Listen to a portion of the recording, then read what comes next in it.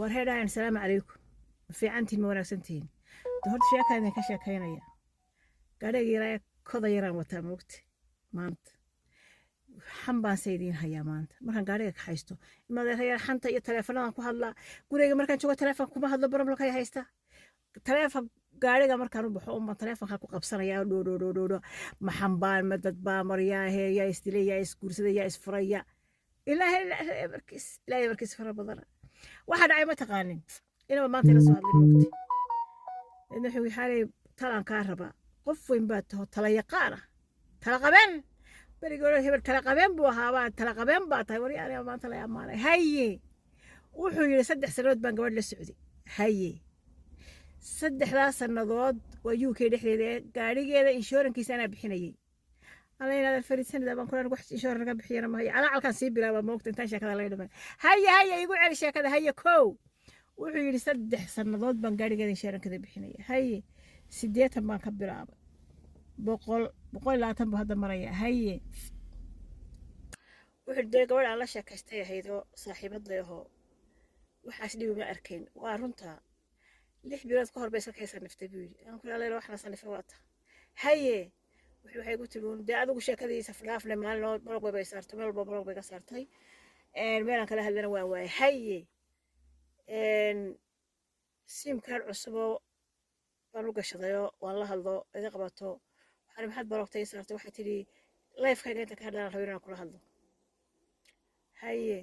6 bilood baan eegayay buu hadda 6 bilood baan sugayay gaariga insurance-kiisa sidii baan u bixiyaa buu ayaan dhaweytaan la hadlay bal amar ala dumarku aqal xuma qaarkood kasal dumarkan waxa loo cadaabi waay iyo markaa waa caruur raad weyn iyo waa runtooda alla maxaan ka yaa wuxuu ku leeyahay waxay igu tiri maalmood baan taleefanka ka garaacdo waan la hadlo waxaan ku dhinaadana waxaan doonayaa insurance-kii gaariga insurance gashatid inaan ka salan doonaya waanu kala baxaynaa waxay saqajaanka ahi wuxuu yiri waxbaad madaxola inay la leedahay dagaal bay ku qaadqaaday ayba tarraja ay ka dhigta in adeeray loo hadda bil baan sugay bishii weydna waa laga baxa waxa xal ah yaa sameeya oo taasi maxal bay leedahay baan ku urda kayga ku soo wareeji soo marka hore insurance ma bixinayna in adeerkayga uu ku soo wareeji iyana ka kasalde soo ma sheegin hada ka kasal hal qabtay maxaa ka galay in adeer goor soo waxa ka baqay in gaariga la qabto la qabtaa intaad kasasho fariin u dhaaf waxaad wanaag ka salay waqtigaas kugu dambeeyay ana wareerinini kaygana inaad ku soo wareeji insurance kale soo insurance tabarrucaada ma bixin hadda kayga ku soo wareeji in ma reer miyaan ka khaldana ninka laabad ku dhaanay miyaan ka khaldana inaad reer raggan wax bixiya xagay joogan anigu wax alla la war kuwa igu soo beegmeen waa bisaarad